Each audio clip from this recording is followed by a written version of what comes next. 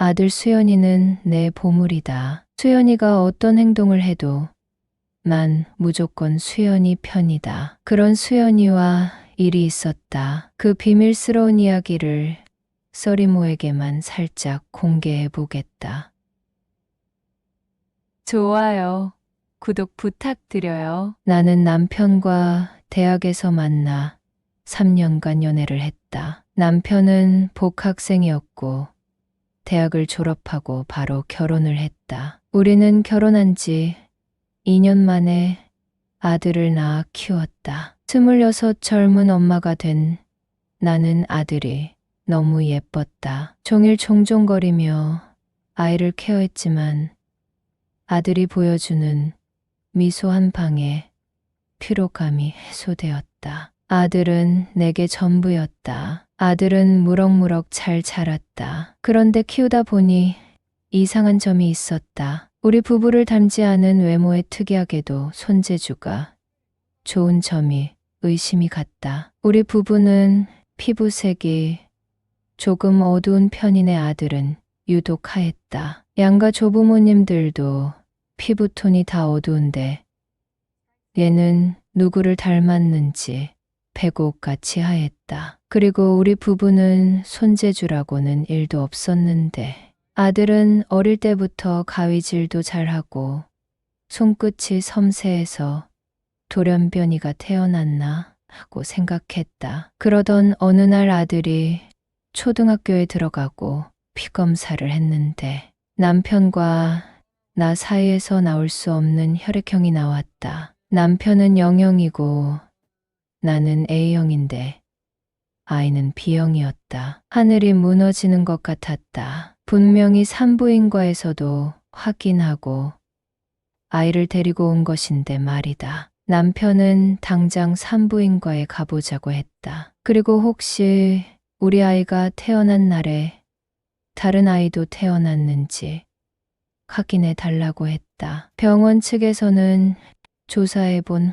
후 연락 준다고 했고 연락을 기다리는 며칠간 우리 부부의 마음은 너무도 초조했다. 병원에서 연락이 왔다. 그날 아이가 총 5명이 태어났는데 딸이 3명, 아들이 2명 태어났다고 했다. 우리 아이 말고 다른 아이의 부모에게 연락을 해봤다고 했다. 일단 부모들만 다 모이자고 했고 산부인과에서 만남을 가졌다. 병원에서는 실수로 아이가 바뀐 것을 인정했고 사과했다. 나는 당장 내 친아들을 보고 싶다고 했고 상대 측 부모도 같은 말을 했다. 다행히도 우리 집과 내 친아들을 키워준 집은 형편이 비슷했다. 집에 돌아가 아들에게 상황을 설명했고 우리는 눈물 속에서 키운 아들과 이별을 함과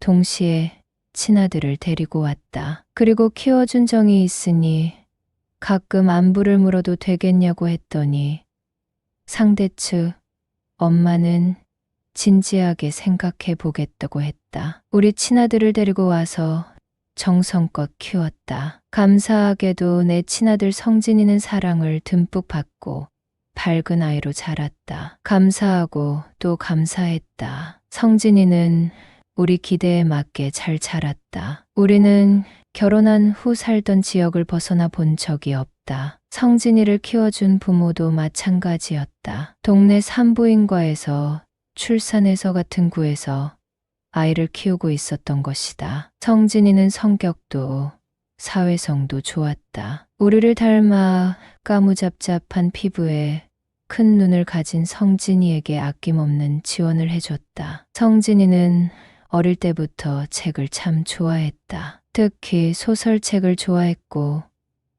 원하는 대학의 문예창작과에 진학했다. 우리는 뛸듯이 기뻐했고 성진이는 신나게 대학 생활을 했다. 그런데 수연이는 어떻게 컸는지 내심 궁금해졌다. 남편과 상의 끝에 성진이 부모에게 연락을 해봤다. 어릴 때부터 손재주가 좋았던 성진이는 이대 조소과에 입학했다는 소식을 들었다. 우리는 다 같이 식사 자리를 만들었다. 8년간 아이가 바뀌었지만 밝고 건강하게 키워주셔서 감사하다는 인사를 하고 아이들 전화번호도 교환하고 집에 돌아왔다. 성진이는 1학년을 마치고 군대에 입대했다. 그리고 얼마 지나지 않아 우리 집에 불행이 찾아왔다. 남편이 음주운전 차량과 접촉사고가 나 하늘나라로 떠나게 된 것이었다. 유일한 아들인 성진이는 군대에 있고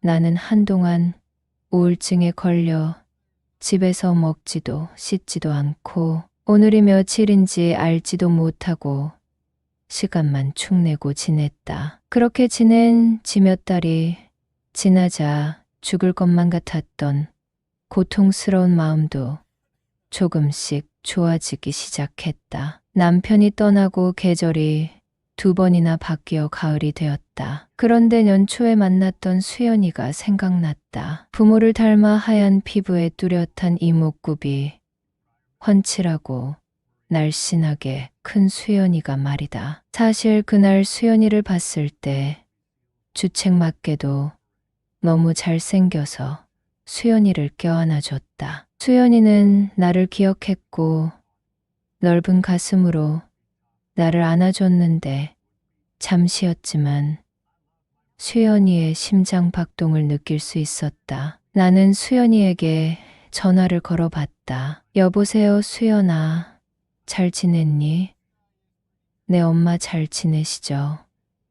응. 사실 너한테 이런 말하기 좀 그런데 우리 만날 수 있을까 하고 물어봤고 네, 그럼요. 우리 만나서 밥 먹어야 하고 밝게 대답했다. 우리는 약속 시간을 정했고 고급 한식당에서 만났다. 수연이는 여전히 멋있었다. 우리는 식사를 마치고 후식을 먹었다. 이제 할 이야기가 있다고 하며 너를 키워주신 아버지가 사고가 나서 돌아가셨다고 말했다. 수연이는 너무 놀라 눈물을 뚝뚝 흘렸다. 엄마 바로 전화하시지 그랬어요? 아빠가 나를 얼마나 예뻐해 주셨는데요. 너무 마음이 아파요라고 하면서 엉엉 울었다. 나는 그런 수연이를 안아주며 함께 울었다. 그리고 조금 진정이 되자 수연이를 바라보며 내가 가끔 연락해도 되지.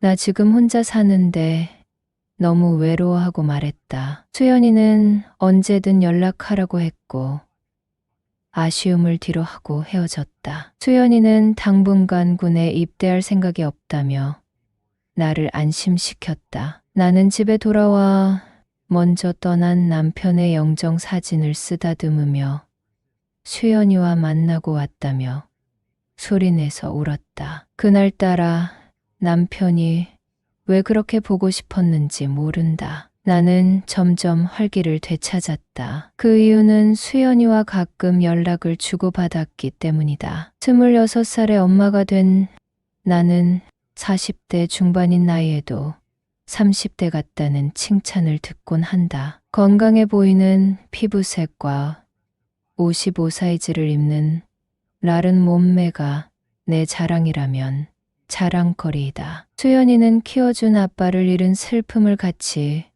극복해 나가자고 하며 나를 위해 시간을 내서 데이트하자고 졸랐다. 그런 수연이의 마음씨가 너무 예뻐서 헤어질 때 용돈을 쥐어주기도 했다. 어느 날은 명동거리를 활보하며 길거리 음식을 먹기도 했다. 그렇게 우리는 더 친해졌고 남편을 잃은 슬픔도 어느 정도 극복할 수 있게 됐다. 어느 날 그 일이 일어나기 전까지 우리는 아기 때부터 키워준 엄마와 아들 사이였다. 수연이는 보고 싶은 영화가 있다며 예매했으니 나오라고 연락했고 나는 들뜬 마음에 한껏 멋을 부리고 나갔다. 잘생기고 키도 훤칠한 수연이에게 키워준 엄마가 아닌 젊고 예쁜 여자로 보이고 싶은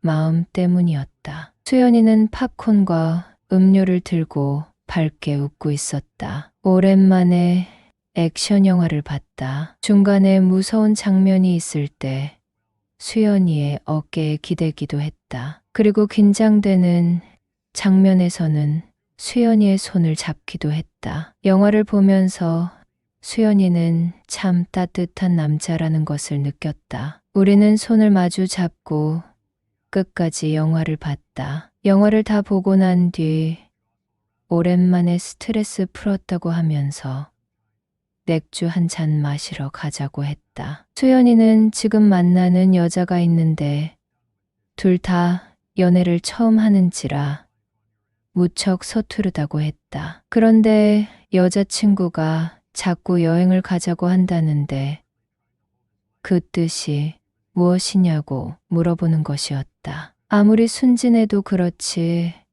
그 뜻을 진짜 몰라서 나한테 묻는 거야?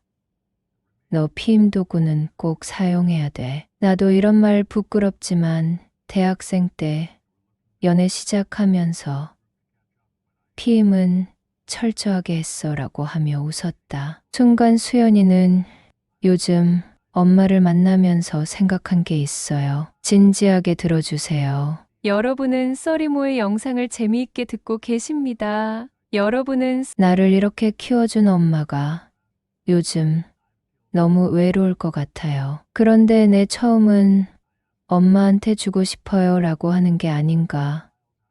표현은 안 했지만 꽃미남으로 잘 큰 수연이가 남자로 느껴지기 시작한 지 좀 되었다. 그런데 내가 키운 아이에게 그 마음을 고백할 수도 없어서 긴긴 밤을 수연이를 생각하며 보낸 적이 많았다. 나는 이왕 이렇게 된 거 솔직해지기로 했다. 남자답게 용기 내줘서 고마워. 사실 나도 같은 생각이야. 우리 수연이가 너무 잘 커져서 엄마가 고마워라고 말했고 수연이를 데리고 집으로 왔다. 수연이는 어릴 적 이 집에서 살았던 기억이 난다고 좋아했고 자기가 쓰던 방에도 가봤다. 나는 그런 수연이를 물끄러미 바라봤고 수연이는 이제 우리 용기 내봐요 하고 말하고 욕실에서 씻고 나왔다. 나는 안방 욕실에서 씻고 나왔고 그동안 혼자 잠들었던 킹사이즈 침대에서 이를 치렀다. 수연이는 정말 처음이었다. 나는 수연이의 등을 가볍게 안아줬고 수연이와 2번 더 이를 치렀다. 우리는 그날 이후로 연인처럼 지내고 있다. 나는 수연이와 밤새도록 같이 있고 싶지만 수연이의 친엄마에게 죄를 짓고 있는 마음이 들어 절대로 우리 집에서 재우지 않았다. 수연이는 대학 생활 내내 나와 함께 했고 성진이는 제대를 했다. 성진이는 대학에 복학해서 열심히 공부했고 우연히 성진이 강을 청소하다가 일기장을 보게 되었다. 그 내용은 다음과 같았다. 친엄마랑 사는 요즘 너무도 즐겁다. 그런데 내가 군에 있을 때 큰 비밀이 있었던 걸 우리 엄마는 알까?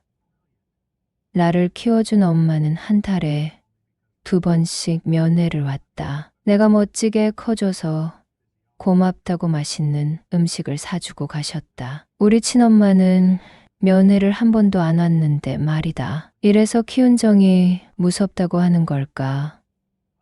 엄마는 우리 부대에 찾아온 날 고백했다. 나 없이는 못 살겠다고 말이다. 수연이는 자기를 키워준 엄마를 만나러 나가는데 아무것도 할 수 있는 게 없다고 말이다. 나는 그런 엄마를 위로해줬고 우리는 서로를 그리워하고 있다는 것을 깨닫게 되었다. 엄마는 아빠와 요즘 사이가 좋지 않아 부부관계도 안 하고 있다고 했다. 피 끓는 젊은이가 그 말을 듣고 가만히 있을 수 없었다. 나는 엄마를 위로해드리고자 엄마가 바라는 행위를 했다. 엄마는 너무도 좋아했고 내가 군에 있는 내내 주기적으로 면회를 왔다. 엄마만큼 예쁜 사람도 못 봤고, 엄마만큼 사랑스러운 여자도 못 봤다. 내겐 엄마밖에 없다. 성진이의 일기장을 덮고 한동안 멍하니 서 있었다.